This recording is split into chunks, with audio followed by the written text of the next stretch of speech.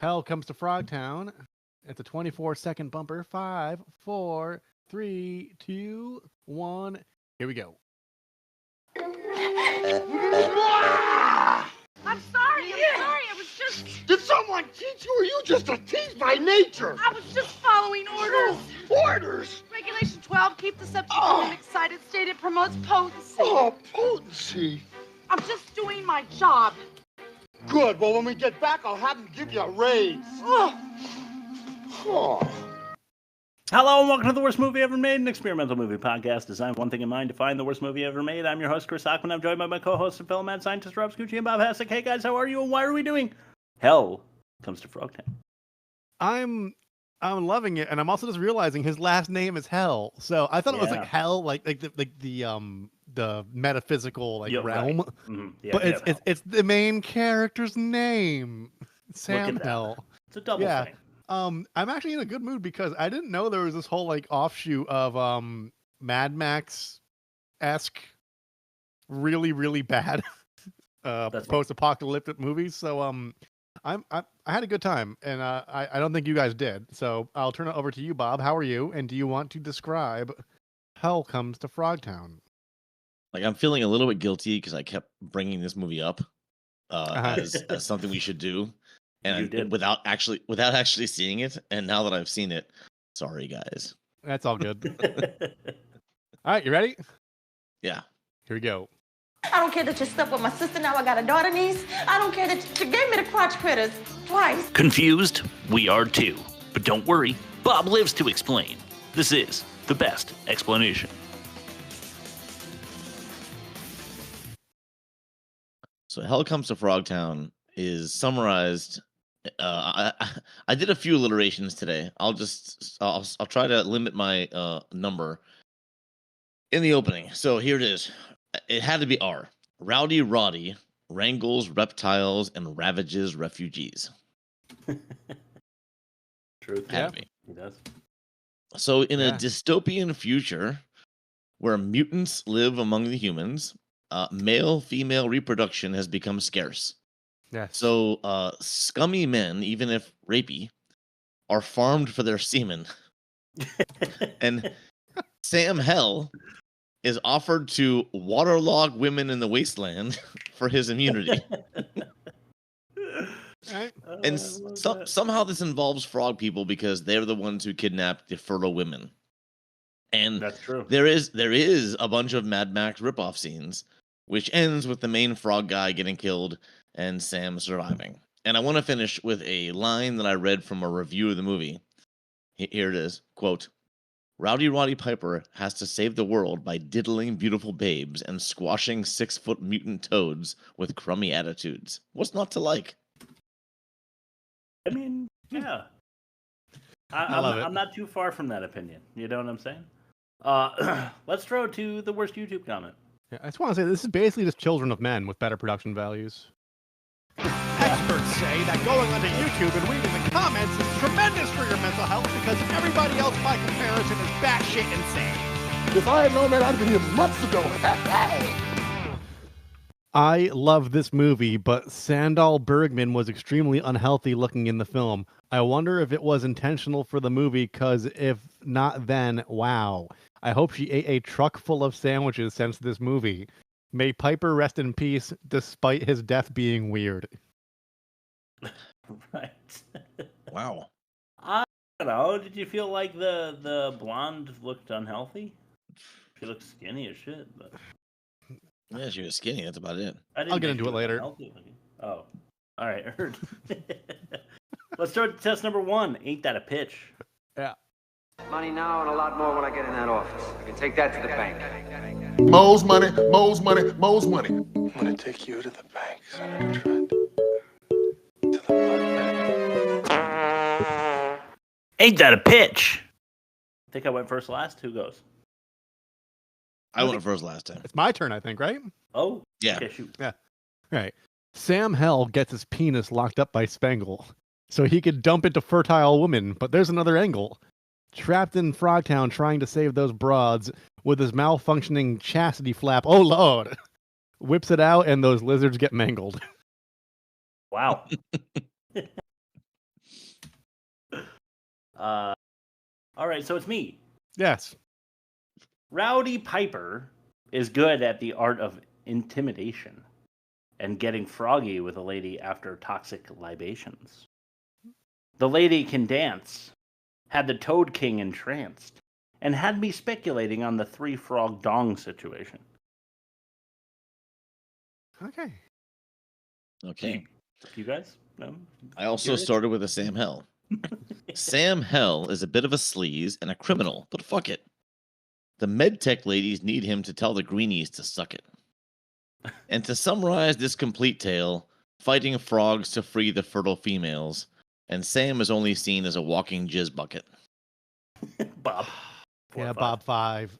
So 475 for Bob. Yeah. Right. Fuck. I was leaning towards Chris, but then you ended with jizz bucket, so that works in your Yeah, favor. I think that's what clinched it, because I was leaning Chris too, but I didn't use jizz bucket. Maybe I will next week. I'm gonna try hard. All right, test number 2, the most offensive.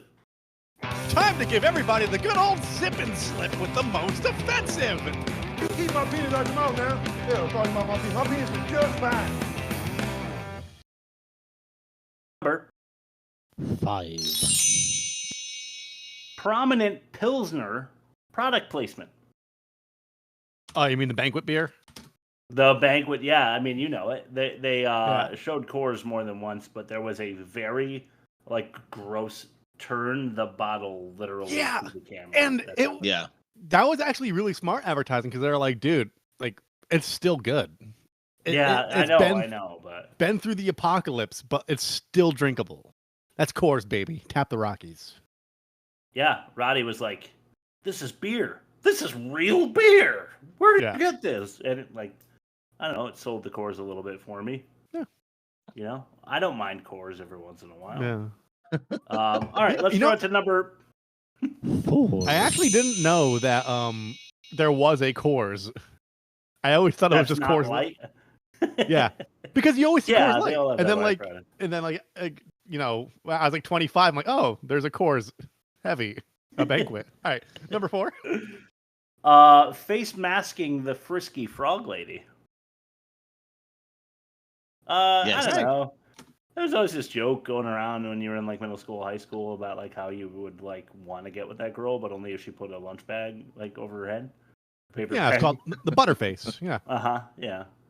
So I thought it was kind of messed up that he was like, all right, I will have sex with you for no reason, because it's not I don't need to, but you have to put it back on your head. Yeah. I mean, he should have been there's more important things going on. My dick's about to explode and I have to save a woman from getting 3-pronged by a toad. Yeah. But that's just me. Anyway, number 3. Speaking of which, teasing the toad until Tripoli tumescent. Yeah. So what happens here, and it'll happen again, I'm sorry, but you're going to hear about this more than once. There's the dance of the 3 snakes. We're going to prominently feature this. I can't get around it. I had to talk about it in numerous ways and numerous angles. I'm so sorry, but this lady has to dance to get this frog hard 3 times over. The 3 snakes was not the dance move. It was whether she could notch all 3 erect penises on this little, frog crotch. I actually had to look up tumescent because that's not in my everyday vocabulary. Becoming swollen. Good choice. Thank you kindly. So yeah, that was really weird. But don't worry if you don't know what we're talking about because you didn't see the movie. You may get to see it. Here's number 2. All right, this is just fucked up. I'm gonna have to explain it a little bit. But forced fornication with fertile female on infertile flats. So what I mean is rape. Yes. Yeah, there's rape. Yes, there is. Yeah. Straight up. And what I find most offensive about it is that Roddy Piper is like, I shouldn't do that. And you're like, oh, I could really root for this guy, but never once does he list the reason of her being unconsenting as like a problem for him. Or injected with sodium pentothal. It was because she wasn't his type, right? Yeah. Yeah, he's like, she's not my type. I'm not really in the mood. Would you want to do it in frog country? You know? But never once like she's not a consenting adult. Yeah. Not that she's been drugged. Chained up. Yeah. Threw in the Frogsby drops. All right, let's throw it to number 1. First clip of the day. I mean, I said it already. Let's just get right into it. This is Three Snakes.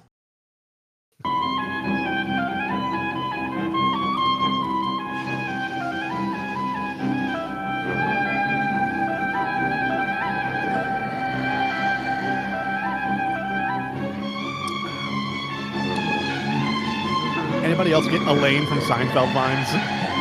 Yeah, right off the jump. You have aroused the three snakes!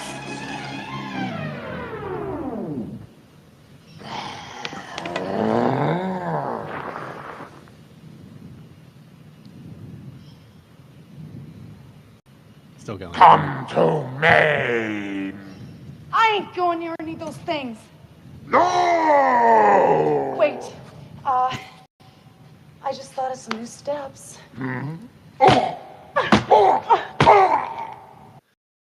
I need to use that line next time I'm getting intimate. You have aroused the three snakes.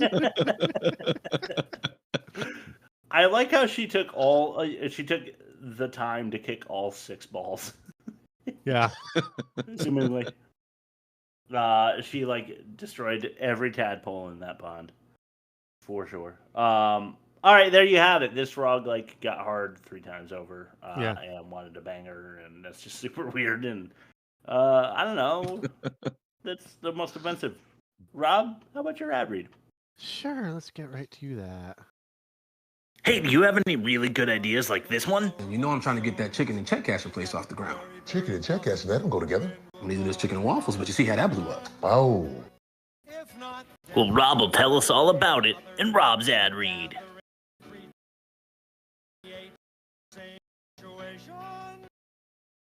Today's episode of The Worst Movie Ever Made is brought to you by Emergency Pickles. Out of hot dogs? Well, hopefully you'll have one of these bad boys on hand. Salty, snappy, soaking in their own brine. Emergency Pickles have that veiny exterior that'll make your lips pucker and your tonsils tingle. We know this sounds suspiciously like a dick in your mouth, but we're actually talking about pickles here. Or are we? If you want to know for sure, open wide and pop a pickle in your mouth. Emergency Pickles. Get you some! That's too close to the Three Snakes, man. I bet they did look exactly like pickles. Probably. Like little bumps on the outside. Those little briny bumps.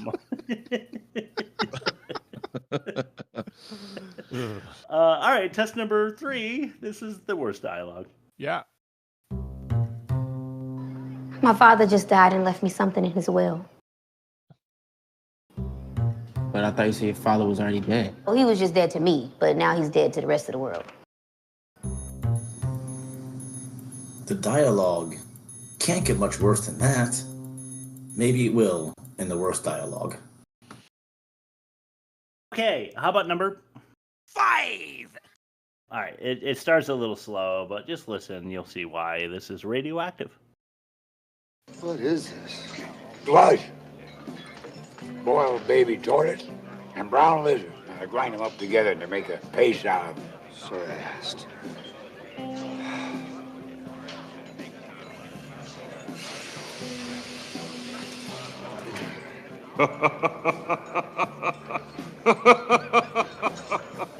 A noble gesture, Mr. Hell. You see it so rarely these days. May I suggest a chaser? Please.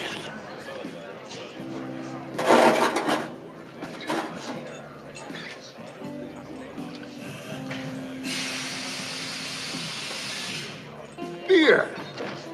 Real beer. Where'd you get this?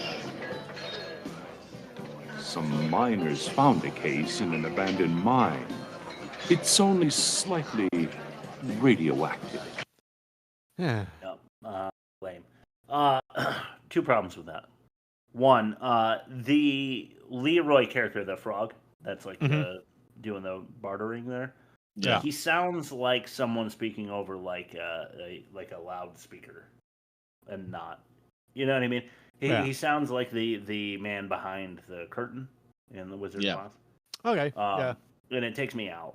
That's problem number one. But problem number two is that they have like beer and entertainment. Even like a frog lady stripper in like a wedding dress. Yeah. But the guy who like made a fortune from mining uranium has to literally grind turtle and lizard together to make dinner. And these is that a wealth issue or care. is that a distribution issue? You know? Well, you can have money but no access to food. Okay, yeah, I guess your point. Yeah. I guess you have a point there. See, my problem was that he said miners found it in a mine. Like, who else would have found it in a mine? All right. I mean, yeah, that's a solid point, man. All right. How about number 4? Yarg. Patriot. Yeah. Is this accurate? Mr. Hellman, I can understand why you're so popular with the ladies. You've left a string of pregnancies everywhere you've been. That's fact. You have the highest spermatozoan count we've ever tested. Must have been all that fiber I ate when I was a kid. I'm authorized to offer you a clean slate. All charges dropped. Now, MedTech's main assignment is to locate and impregnate fertile women in the wastelands. Now, we need potent young men in the fields to assist in this great work. Men who can take care of themselves, who know the territory, who can perform under difficult conditions. Do you feel up to it? Are you serious? Well, maybe you'd rather we sent you back to Devlin. On the other hand, I've always been a patriot.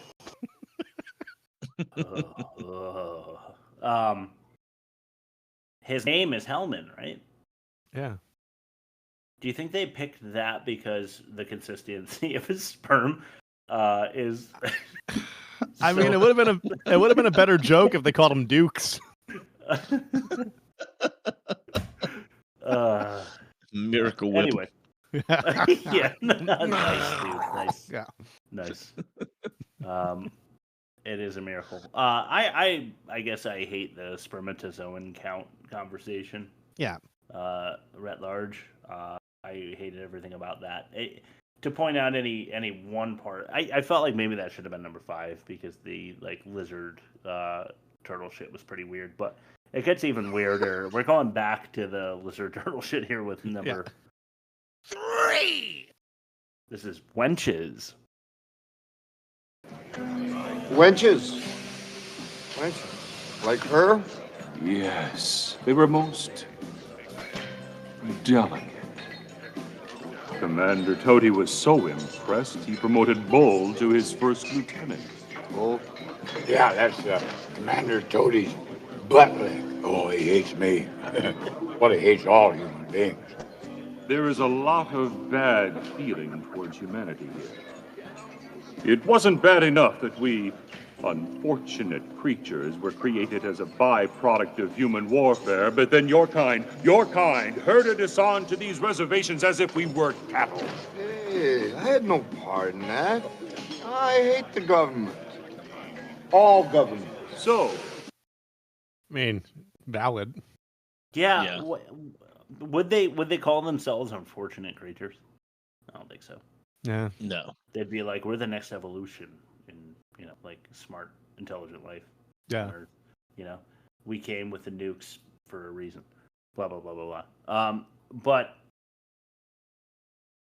yeah, I mean, bartering for a woman in a toad bar with, like, the lead frog guy. I don't know. Like, the henchmen and the other frog people have not... Like, they don't have the huge frog mouth and shit. Yeah. And it bothered... I don't know if it bothered you, but, like, it was like... what was that movie that we watched with... Simon Says, where all the henchmen were, like, in clown makeup? But only the henchmen? Yes. Yeah. Yeah. Yeah, it was like the same deal with this movie, where, like, all the main character bad people were, like, literally frogs. Yeah. but then the other people were like people with more frown than other people, than most people. Yeah. With like a little I don't know. All of that bothered me. I don't know. I guess that didn't all go to dialogue. But number 2, dance. Dance for me. The only dance I'm gonna do is the dance on your grave. Dance or die.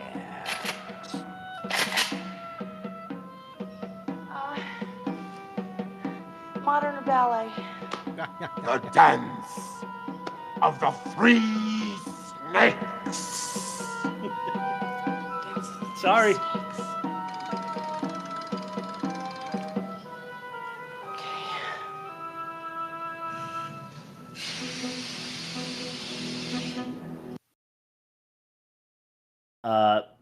Yeah, there you go. How about number 1, Daddy?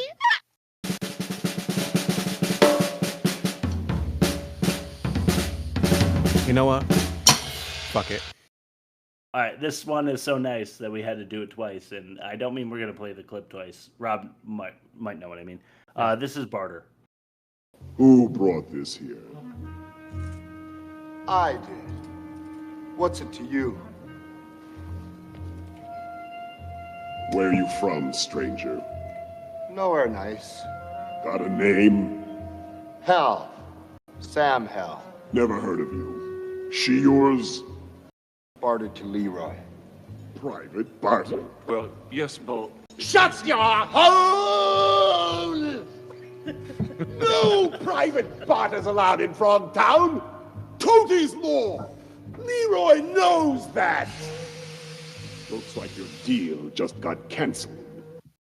Now, this is what Chris was talking about. Here's the abridged version. Yes, but...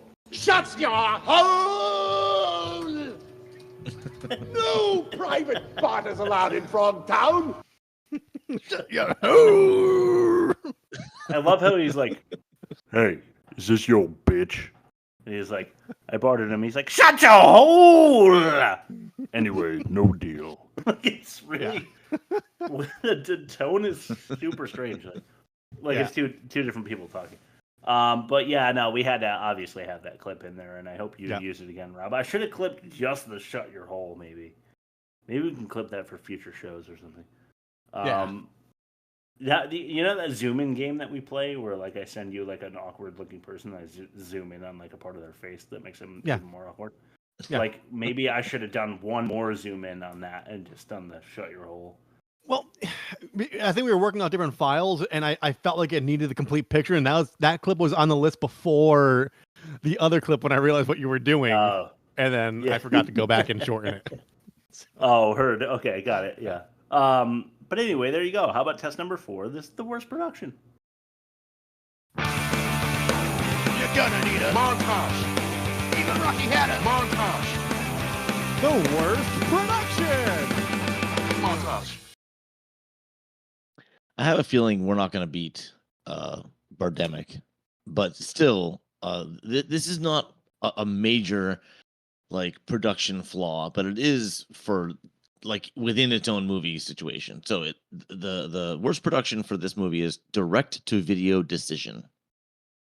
Oh. So the original release plan for this movie was for it be to direct to video, like not a theatrical release. Yeah. Though somehow it got bumped to being released as a feature film. The original budget was $150,000 and got amped up to $1 million because 2 reasons. It went from being a non-union job to Screen Actors Guild actors being hired, and from being direct to video to a feature release. So it almost like 8 times its original budget for those 2 things. Although the guy in charge of frog effects was only paid $12,000. That was just an added bonus I wanted to mention. So yeah, it got a major release and it wasn't supposed to, and the budget was majorly inflated because of that. And I think that's a poor decision because this is not a major release type product. All right. No, it was really confusing to me. Yeah. Because like you have actors and actresses, including Roddy Piper, who I hadn't seen in anything before this. But like it did kind of have, there were definite spots where it felt like a major release production. And it felt confused. I didn't really get it. But also I'm assuming it flopped really hard. Yeah, I actually didn't. I don't know the numbers. Find that. Yeah, I didn't find those numbers. I will look it up after Fact or No Fact and see if we could track that down. Yeah, you can look it up now. I have nothing as far as budget in my Fact or No Fact. Right. Right. But that would further bolster that as a mistake because the direct-to-video decision would have been better had they not beefed it up and then lost a shit ton of money to boot. Yeah. I am curious. Like you said, who were the actors? Yeah. I will keep looking throughout the episode to see if I can. There isn't much information about the box office earning for Hell Comes to Frogtown right now, but here's some related information about the movie, and then let's get some bullet points. So I will, in the background, I will try to find that as we. All right, fair enough. So for now, let's throw to test number 5, the worst acting. Yeah.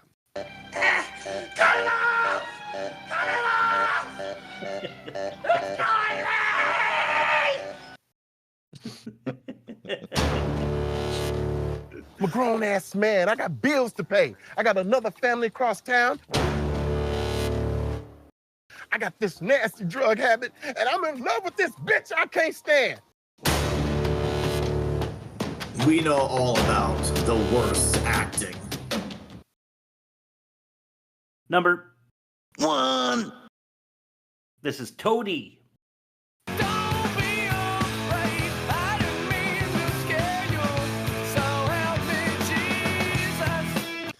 The band's called The Toadies, so I thought that'd be funny. Oh. Anyway. Hey, ladies, you just about got my ass shot off back there. Now we're going into hostile mutant territory at full throttle. Damn, I hope you know what you're doing. I hate to think you just lost. We're going to Frogtown. Their leader, Commander Toady, has kidnapped some pilgrims who wandered into their territory. And what's that to MedTech? They're fertile women.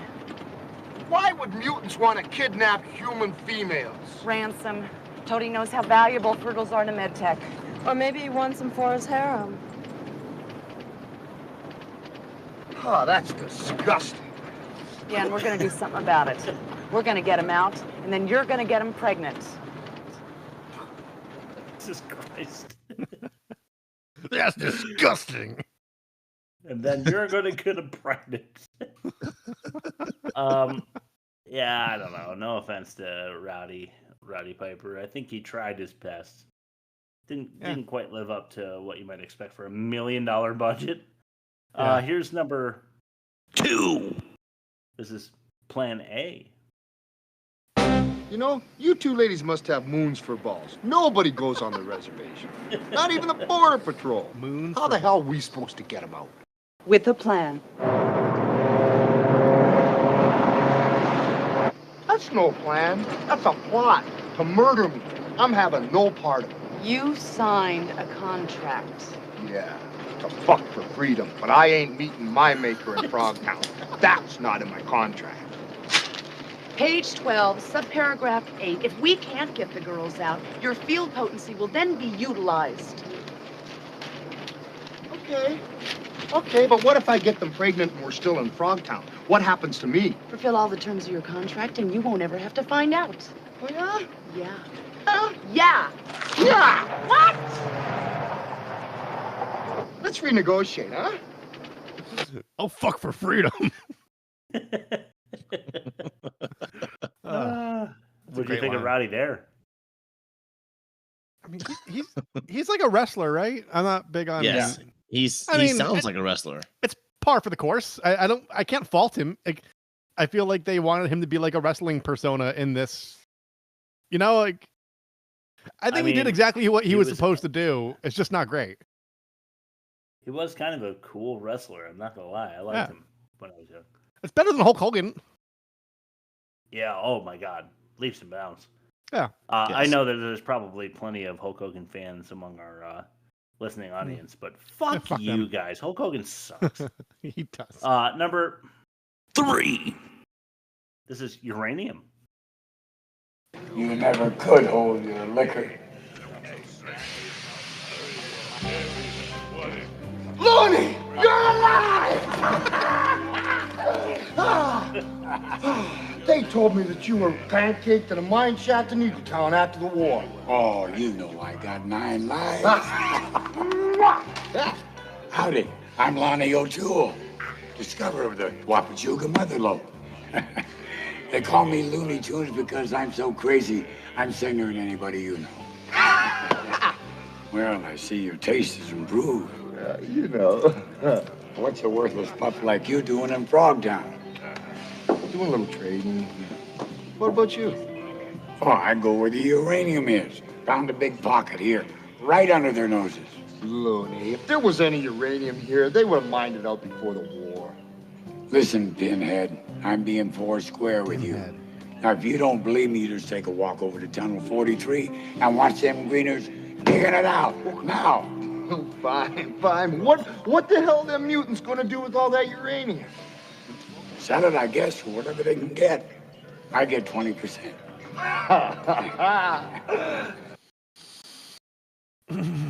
All right, so specifically when, I mean, I had to include when he sees, it was a long clip, I'm sorry. I guess that's what I'm apologizing for. But right in the beginning, Rowdy, what's his name, Sam, is like, sees Looney, and, you know, Looney's like, I told you couldn't hold your liquor, and he's like, ah! And it's just kind of a crazy sound that he makes, and like their acceptance of each other. Chris, and remember, yeah. you have a noise gate, so back off the mic a little bit and make that noise again, please. It clips out every time. He went, ah! Could you hear it? No. Whenever you do it, it God zeroes damn out. There we go. Got it. There we go. You probably heard every single one of those. You were just making me one of those. You know what? It does show up in post sometimes, so we might have captured all 3 of those, but we're good. God, I hope so. Anyway, they like meet, and I had to include that. But really, the end of the clip is what I was going for. When he's like, "I'm being 4 square with you.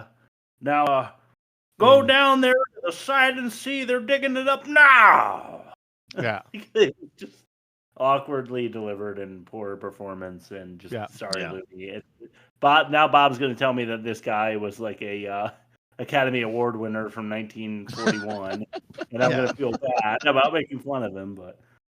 Yeah, there's that. All right, let's throw it to fact or no fact. Take it away, Bob. Fact or no fact? Absolutely, positively, no fact.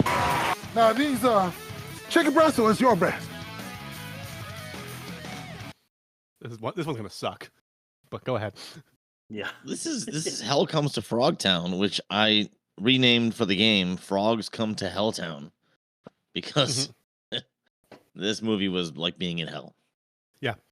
Yeah. So I'm gonna read you 5 things, one of which is a lie, and the other 4 are real about this movie, which is always interesting, even for a movie that's not interesting. Here we go. First one. This was shot over the course of 19 days. That's the first one. Yep. Second one, Roddy Piper jumped at the chance for the sequel as his wrestling career was stalled in the early 90s. Okay, third one. The composer of this movie, David Shapiro, is the father of conservative blogger Ben Shapiro. Okay, fourth one. Commander Toady was originally going to have 4 arms. And last one. Daniel Stern was strongly pushed by New World to play Sam Hell. Daniel Stern. That's Home Alone, right? One of the wet bandits, sticky bandits, right? Yeah. Bushwhacked. Yes. Yeah. Okay. Yes. We saw him here on Christmas Carol. Oh, that's right. At www.theworstmovieevermade.com. Thanks, Rob. You knew I was going there. Yeah. Shot over the course of 9. I believe it was. That's believable. I mean, it was. low budget films are normally. I mean, I can't even say that because Birdemic was shot over like 6 years, and The Room was shot over a very long amount of time, and Evil Dead was shot over like 4 years. But a lot of low budget movies like that are done like properly through the proper channels. They had to jam it through because they only have so much money, and they gotta do what they have to do, you know. So I believe that.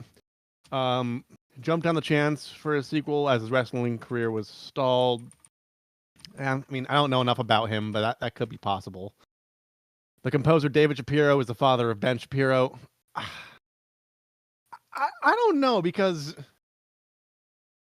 the composer's not the filmmaker, and somebody who like gets work making music for really weird like B-level sci-fi movies is probably a cool dude who would probably have a cool kid, and Ben Shapiro's a fucking wiener. So I think that might be the lie.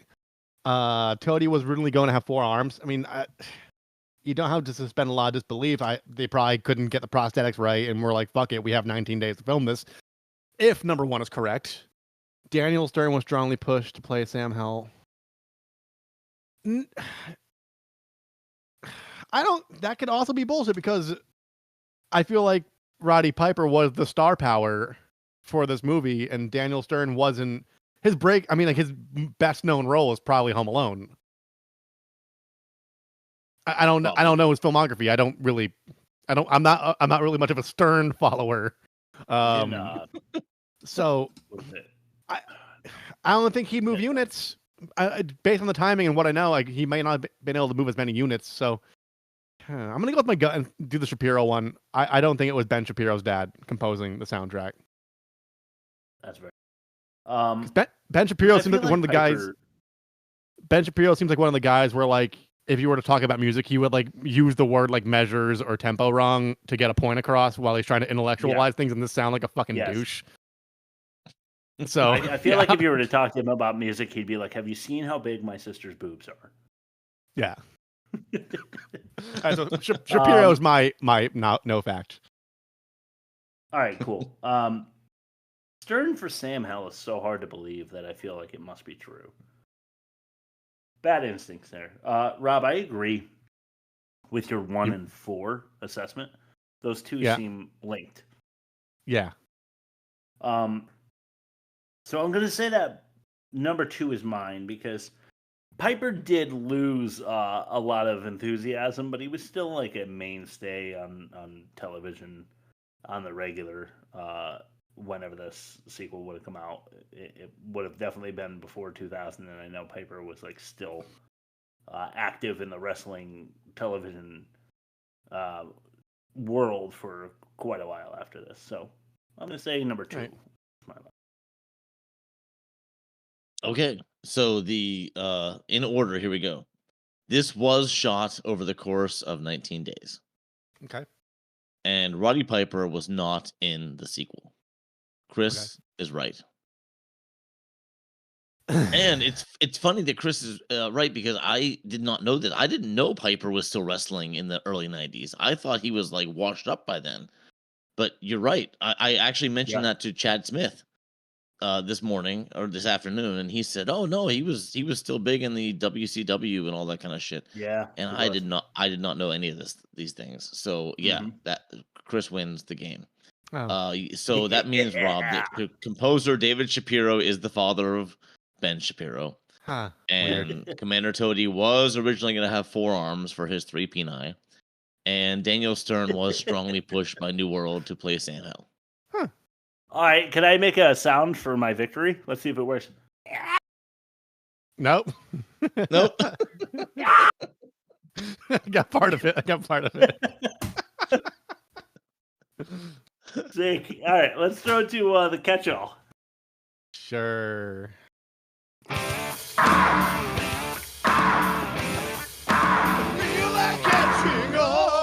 Yeah, so after this episode, Chris, you got to go into your settings and lower the limiter. If there's a limiter, turn it down a little bit in your Discord settings. Don't do it now, because you know how Discord is. Yeah, you're probably right. You're probably right. That's a bad idea. Yeah. Okay. So do I go first, or do you go first, Bob? I think it's my turn to go first. Okay, so Spangle refers to page 12 of the contract that Sam had signed. But when Sam Subparagraph 8. signed, when he was tied to the chair, forced to sign the contract, there were 2 pages on the clip pad. That was it. And then, damn! As he throws the contract out of the roof of the car, there's like 20-something pages. Yeah, clearly, definitely. It's very inconsistent. Yeah. The contract keeps getting extended, I think. Yeah. Yes. For me, number 5 is and every week I've been doing number 5, so I'll keep it. Electrocuting Sam's sperm seems silly considering the situation. Yeah. Yeah. Like they keep shocking his crotch. I feel like the crotch shock when you're trying to make this guy, a crotch jockey, spilling sperm all over the barren nation. You need it all intact, and you need to not fuck with it. So it's a little inconsistent. Yeah. Go ahead, Bob. So I'm not going in order of importance. I'm just going in order of chronological. So Sandal Bergman, that was Spangle. Yeah. Okay. She was supposed to be naked for the Dance of the Three Snakes piece.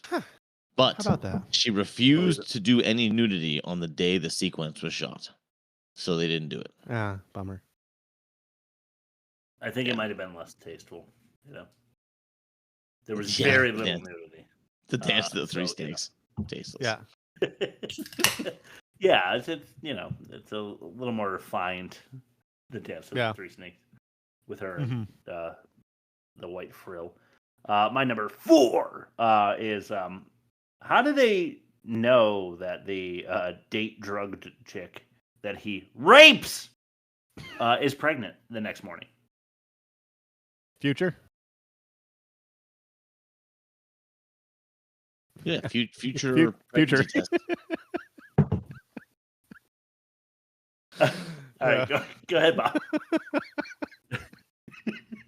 Speaking of Spangle, there were, when she was in the car, you could see 2 stage lights were obvious in the reflection of her glasses.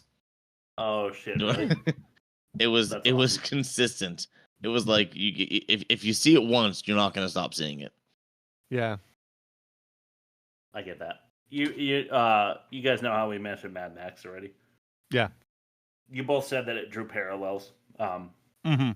I agreed. So my number 3 is how about Mad Max Amphibious Transport for the name of this one? Yeah, all right. It is. You got anything better? Throw it in the comments. How about that? All right. Number. Go ahead, Bob. So this, I read that this was the last film to be shot at the Indian Dunes Movie Ranch before it was completely plowed under for a housing development. That sounds about right. Yeah, that's exactly right. Some kid's digging in the backyard and he uncovers like a frog face humanoid and he's like, nope, cut out. Nope. God damn it.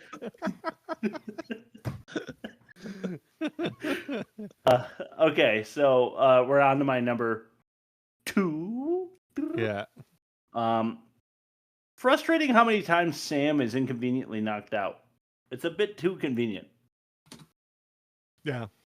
This happens in movies all the time, but like it's very frustrating because like he'll be in a brawl and he's like a super tough guy, but he just gets punched once by a frog's hand.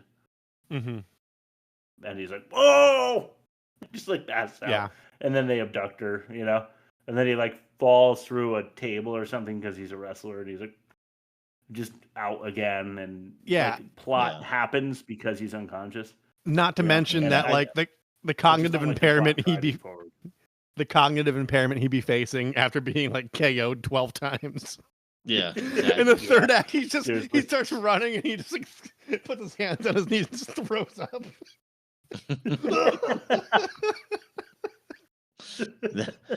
That would be more consistent. I agree.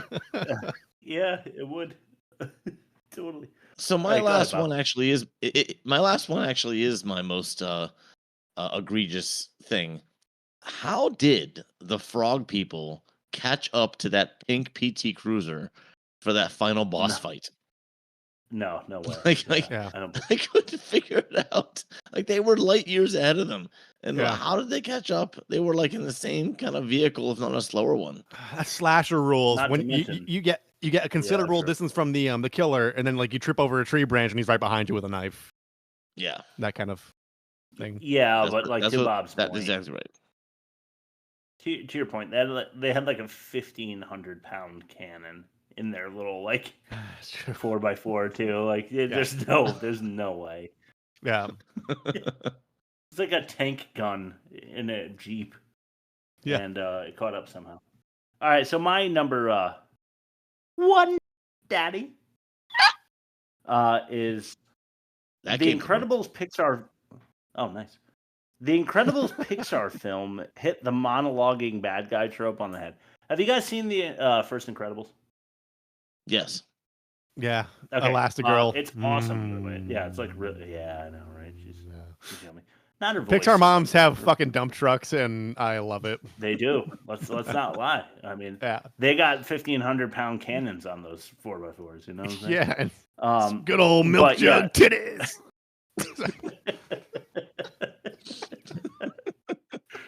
Got my 3 snakes moving for sure.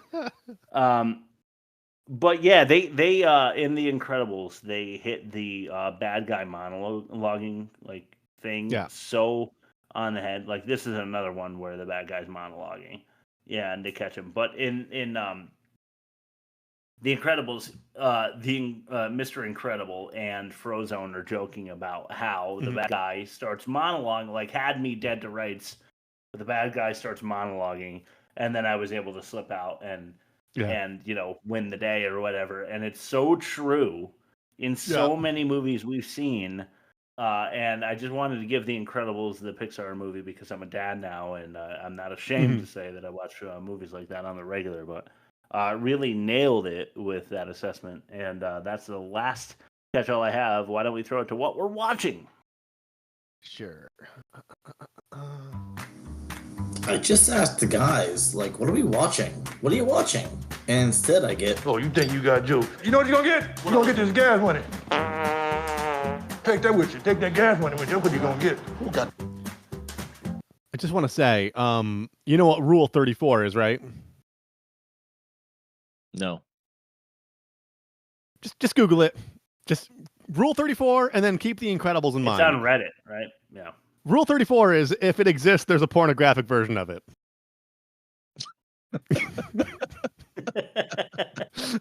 All right, yeah, I have heard that. Okay, so Incredibles. But it's true. Yeah. Yes. Speaking of which, I'm watching Shrek. Hell yeah. Rule 34. Yes, heavily.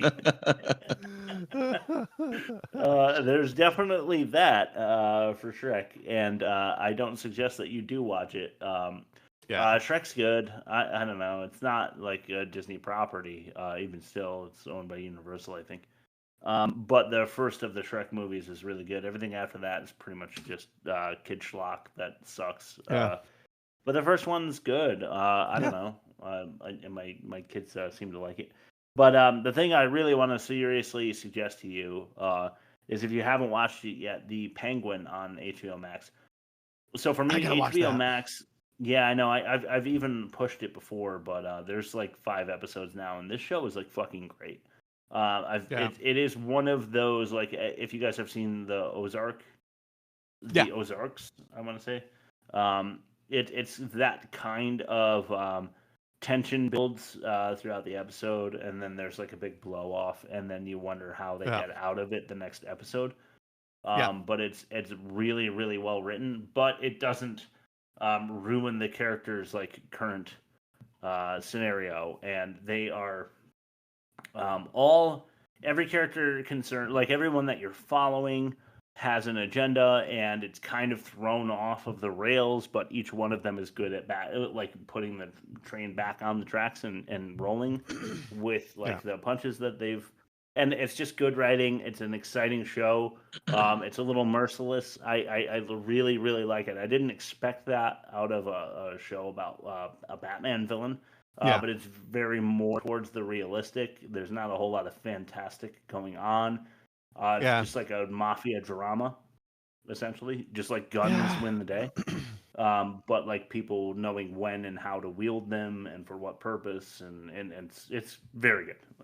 I suggest that you watch The Penguin on HBO Max. I feel like the whole Elseworlds universe that DC has is what's going to save DC in the long run. Because it's non-canon, it's not canon, but like they could just do alternate realities for these really great characters. Yeah. Yeah, I think you're right. All right, Bobo. I watched a movie that I've been wanting to watch since it came out. It's called American Buffalo.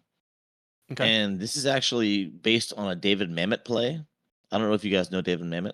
No, I can't say I do.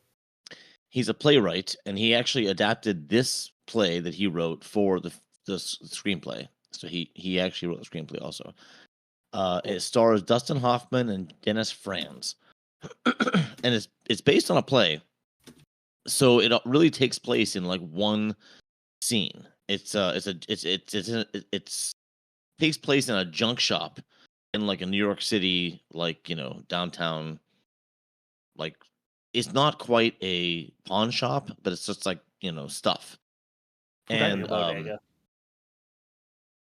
not quite a bodega. It's kind of like antiques, but not really antiques. It's just junk. And Dennis Franz owns the shop, and Dustin Hoffman's his scuzzy friend. And what happens is Dennis Franz sells an old buffalo head nickel to a guy for like $90 and thinks that he got ripped off. He thinks that must be worth more. So their plan is to steal it back and make money off of it. And the whole movie is just about them plotting to steal it back with their young.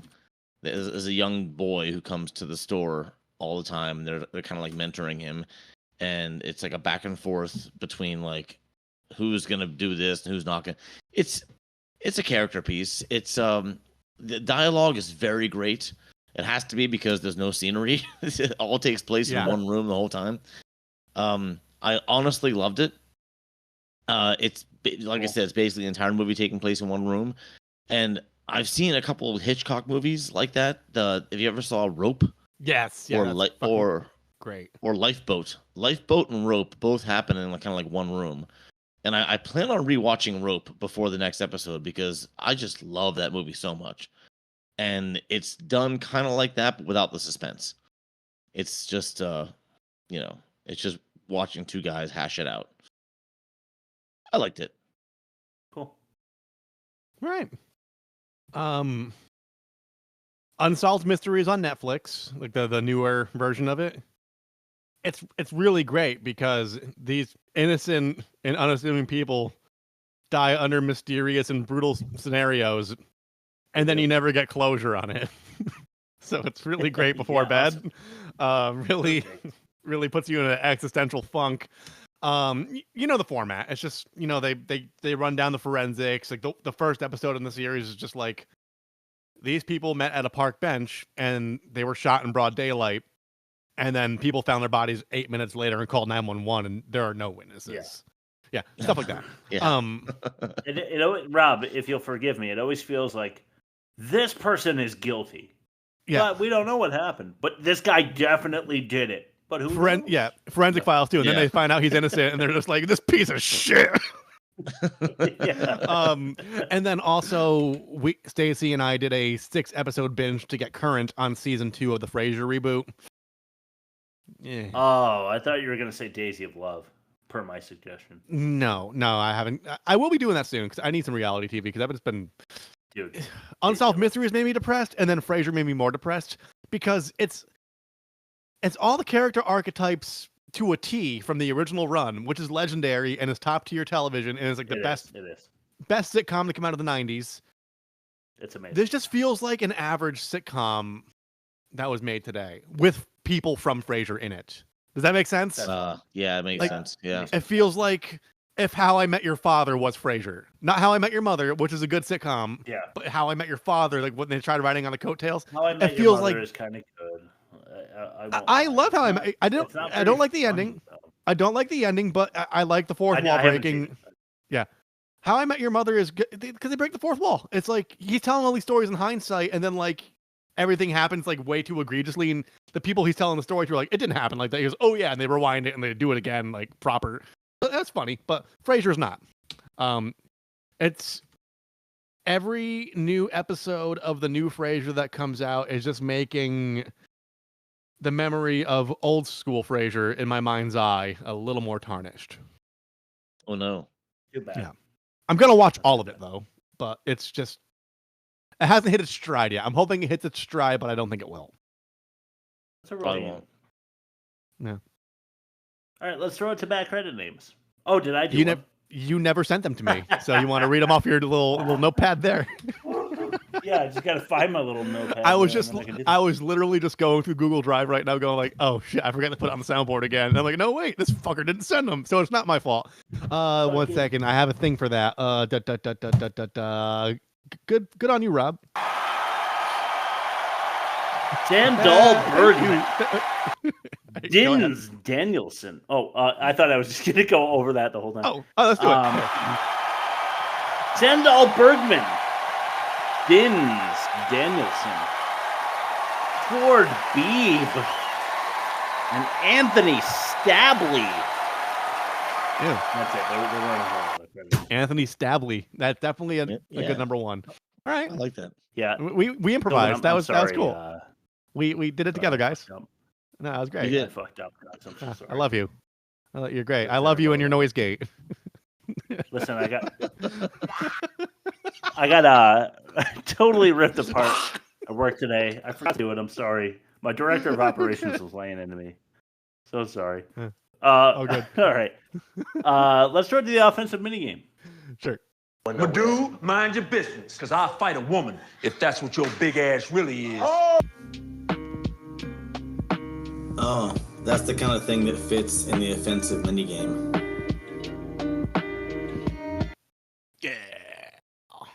Out of the A, PSA. Or Frog Lady Butterface. Frog Lady, no. Out of the A, PSA. Well, PSA was more offensive to me. All the PSAs.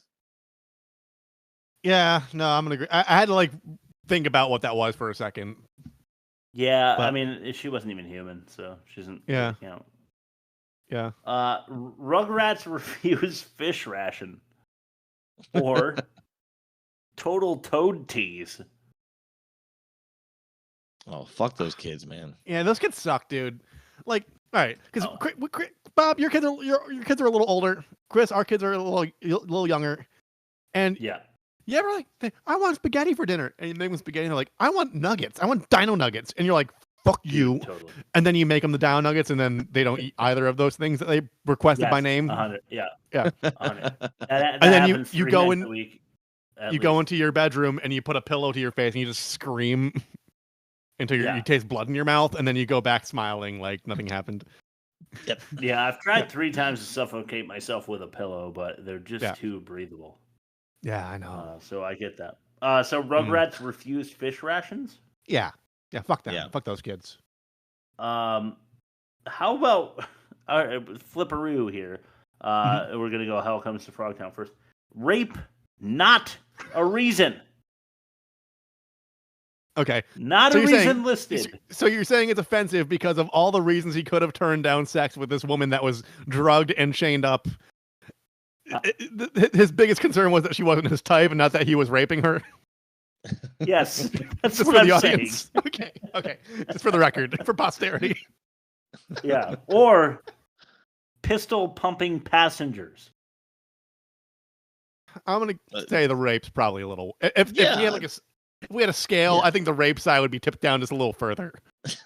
I agree. Yeah, a little more weighty. The rape side.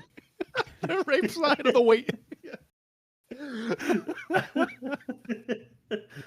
Still offensive. Birdemic wins though 2-1. So let's throw it now to see how these movies stacked up against one another in our movie comparison. Yeah. You know, they call it vagina, but it's Regina. V'-G-I-N-A. It's Regina. You can't even spell vagina. That's what you're trying to spell vagina.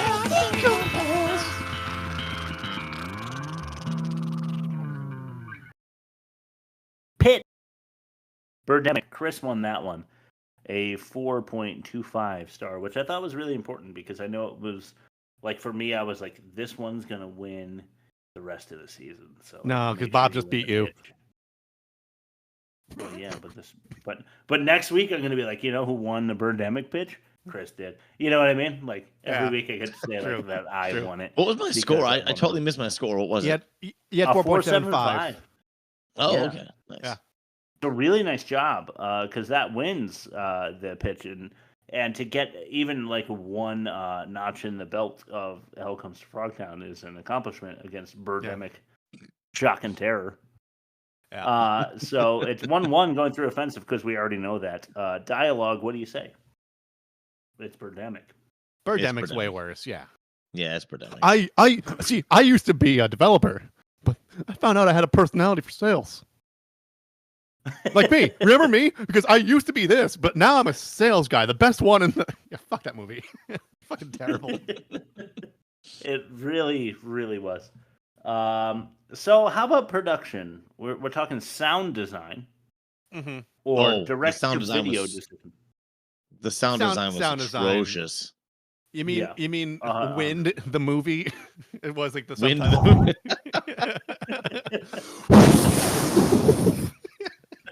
Wind, the movie is so good.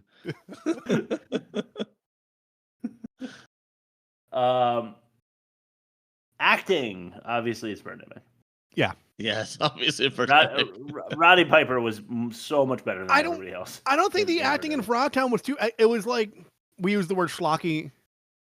Yeah. It was just like... It's one of those movies you go into it. Like, Birdemic was like they were trying and it was bad, but Frogtown was like, it is what it is. They're just rolling with it. So I kind of appreciate that. So Birdemic's worse is what I'm saying. I think Spangle was horrible, and I think the frog voice actors were pushing it. Wait, I have an example for you, Bob. One second. Yes, Bo. Shut your hole! No private part is allowed in Frogtown. You mean that? What was wrong with that? Exactly. But it's still not as bad as Birdemic. Yeah. All right, fine. So then I have a suggestion because of the conversation we just had. For demerits on Hell Comes to Frogtown, can we go Schling a Schlock? Why not? In memory of Schling a Schlock. Yeah. Yeah. Schling a Schlock. Schling a Schlong will be rearing its head again. Yeah. In the next set of bumpers, by the way. Yeah. Well, I don't know because Birdemic is going to take those bumpers, but I hope to Schling a Schlock or Schlong or Schling a something. Let's go exploding birds and extra position, meaning extra exposition for Birdemic. What's worse, that or Schling a Schlock? I think the exploding birds, probably. Yeah, I think so. I think so too. Because it sounded That's like an 5-1. Yeah. Go ahead. It sounded like an old Honda CRV that was like way overclocked, just going, and then like missile command from like Windows 3.1 for the sound effects. Yeah, no kidding. Yeah, you're right. 5-1 victory for Birdemic. That's fair. Shock and Terror. So that is. I just want to point out that the 1 point was my jizz bucket. I just want to point that out. That's so true. He's right. Thank you for bringing the jizz bucket this week. We hope you bring it back next week. If you don't, I will. Yeah. Next week, I don't even have to check. Oh yeah, I don't even have to check. It was so far ahead. I'm just assuming. Rob, you want to give us the results? I think I know what we're Yeah. Jesus Christ. 72%, right? It was like something like that. Yeah, it was like, yeah. Did you guys watch the trailer for this movie? No, I'm going blind. It's Neil Breen. It's Neil based- Breen. Okay. It's Neil Breen. It's basically Neil it's Breen. basically Birdemic. It's basically Birdemic. No, This it's is gonna be Birdemic. a All of tough- his movies are Birdemic. Yeah. This is gonna be a tough sell.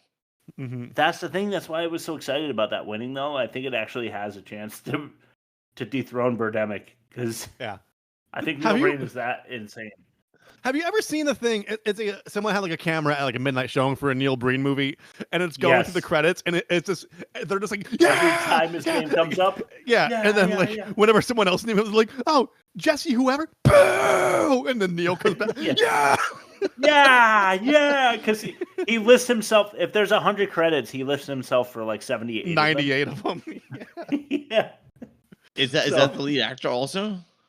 Yes, he's like Tommy Wiseau. He stars and produces, directs, writes, holds the boom mic, everything. Like editing. This is one. I've seen a gag reel of his acting on YouTube. That's how I know about him. Yeah. And there's one movie, and I hope it's this one where he's like, somebody commits suicide. It's like a friend of his, and he like shoots himself in the head in his garage. And then Neil Breen finds him, and he's like, "Oh my God, you committed suicide. Why would you commit suicide? I cannot believe that you committed suicide." And he's like, he's like actually trying to act. It's fucking amazing. And Neil Breen, he's been on my radar forever. I don't know any. I haven't seen any clips. I don't even know what he looks. Is he the guy on the cover? Is that the guy? Yeah, well, he's the pointy old guy. Yeah. Okay. I don't know anything about him. It's late, like early 60s that doesn't want to like. I had a hard time getting through the trailer. I can't imagine sitting through this movie. I can't wait. I can't fucking wait. Hopefully, we can find a version. Yeah. To watch totally legally. Yeah. But anyway, for sure. That's what we're watching. We're watching Fateful Findings next week. Yeah. Worst movie of the season is Birdemic. Yeah. Shock and terror. Rob, why don't you plug us and send it over to Bob for his last word? Yeah, you can find us at www.theworstmovieevermade.com. We are everywhere.